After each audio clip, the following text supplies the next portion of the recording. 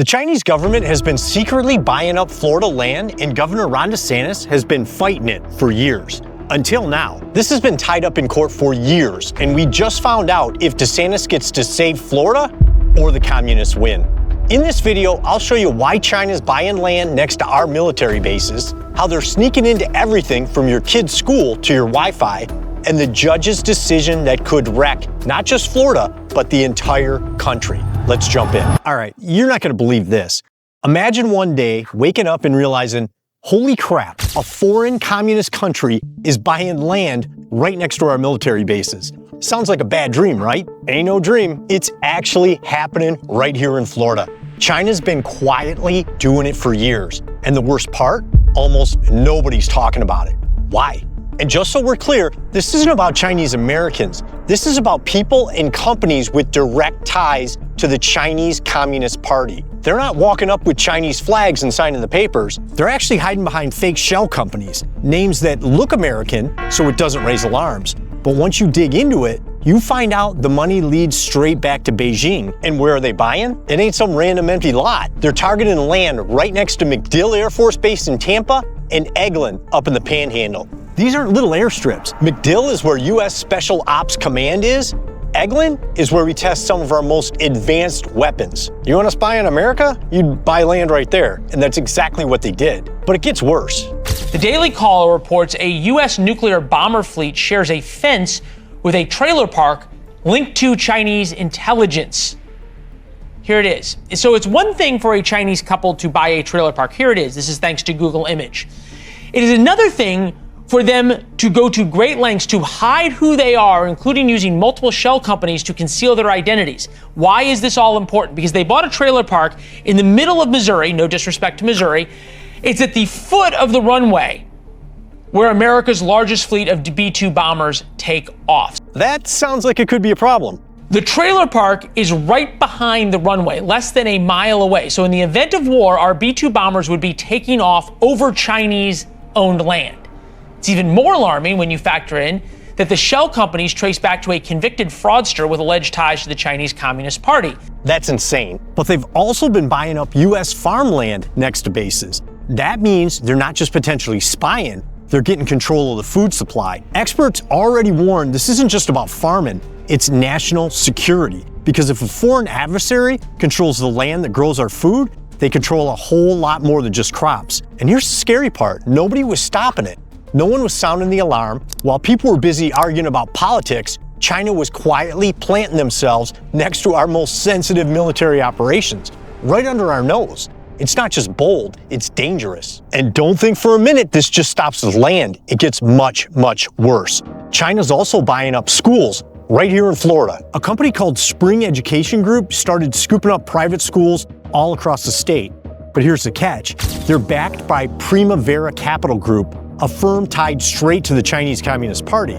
So yeah, China wasn't just buying dirt, they were getting inside classrooms. They ended up owning schools like Sagemont and Weston and Park Maitland and Park House up in Winter Park. Real schools, real Florida kids, and the state called them an imminent threat. DeSantis didn't waste time. In 2023, he signed a law that blocked any state voucher money from going to schools tied to countries like China. Florida's got one of the biggest voucher programs in the country, and now not $1 of it can end up in the hands of foreign adversaries. But here's the bigger problem. This isn't just happening in Florida. That same Chinese group is connected to over 200 private schools across 19 different states in the US. That means China's been buying its way into the American education system while most people have no idea it's even happening. And it's not just small private schools. China's going after the big name universities too. Since 2013, China's handed Harvard over $200 million in gifts and grants. That kind of money doesn't just show up out of goodwill, it buys influence. You think the CCP's writing those checks with no strings attached? No way. You drop that kind of cash, you're expecting something in return. Access, control, silence, maybe all of it. Then there's what went down at the University of Michigan. In 2024, a Chinese Communist Party member working in a U of M lab, along with her boyfriend from a university in China, got caught smuggling a crop-killing fungus into the country, the kind that could be used for agro-terrorism. One of them stuffed it into a backpack and flew it through Detroit. they plan to clone it inside of her lab on campus. So yeah, this is some pretty serious national security stuff, and our country's been infiltrated for way too long. And let's be clear, no way we'd be allowed to buy schools or land in China. That's not even an option. But here, we rolled out the red carpet, or at least we used to, but not anymore. Florida slammed the door shut, or at least we thought we did. More on that in a minute. Because right now, you might want to check what kind of security cameras you got at your crib and who built them. Because guess what? China might be watching. Let me explain. There's this company called Lorex. You can buy their cameras at Walmart or Amazon. They look totally normal, but here's the problem. They're allegedly owned by a Chinese company with possible links to the Chinese military. That's why Florida's Attorney General, James Uthmeier, went after them. Today, we've issued a subpoena to the company Lorex. Lorex sells in-home and in-business cameras, baby cams, nanny cams, dog cams, even the doorbell ring cams. But what consumers do not know is that data might be shared with the Chinese military. Imagine that, footage of your baby in a crib going to the Chinese government. This is unacceptable, it's a national security issue, and it will not be tolerated in this state. Think about that for a second. You put a camera up to protect your house and your kids, but it might be spying on you? Now let's zoom out. It's not just cameras on your front door. A few years ago, China got caught planting cell towers near US military bases.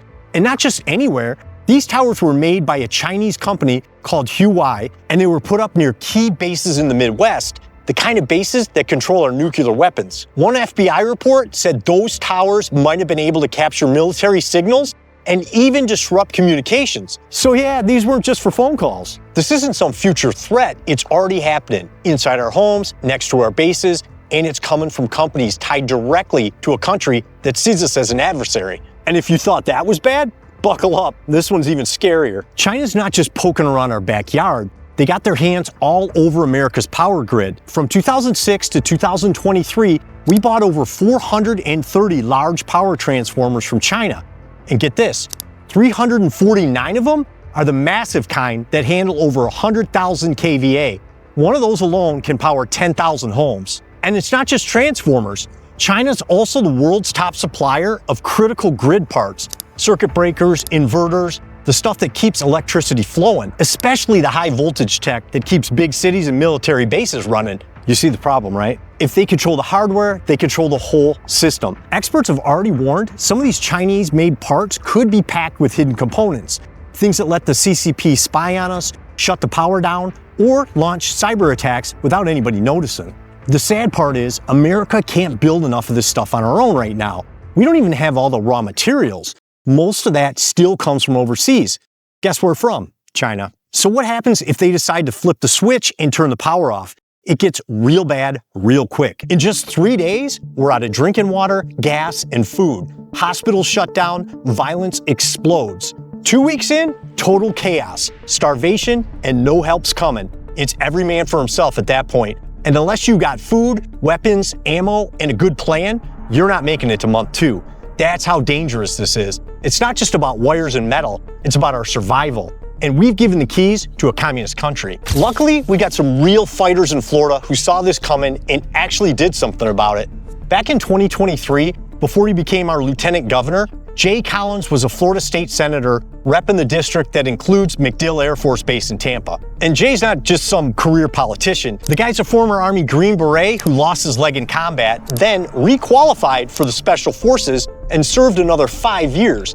I actually got to meet him. So yeah, he's exactly the guy you want protecting Floridians and calling out the threat. In March 2023, Jay sounded the alarm on what China was doing and introduced Senate Bill 264. Here's what it does. If you're tied to China, Russia, Iran, North Korea, Cuba, Venezuela, or Syria, you're not buying land in Florida. Doesn't matter if you're a foreign government, a company, or some shell operation hiding the connection. If it traces back to one of those places, it's a no. The law locks down all farmland and any property within 5 miles of military bases or critical infrastructure.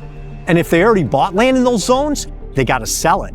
If they don't, Florida can seize it. There is one small exception. If someone from those countries has a real US visa, like for school or work, they're allowed to buy up to 2 acres of residential land, but it's gotta be at least 5 miles from any base or sensitive site. That's it.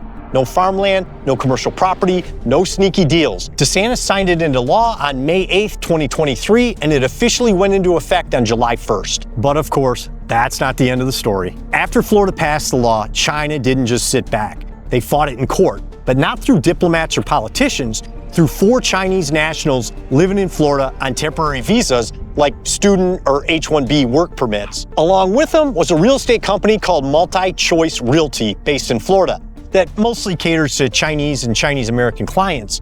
Their business took a hit because of the new law, so they sued. The 4 claimed the law was unfair and blocked them from buying homes, even though they were living here legally.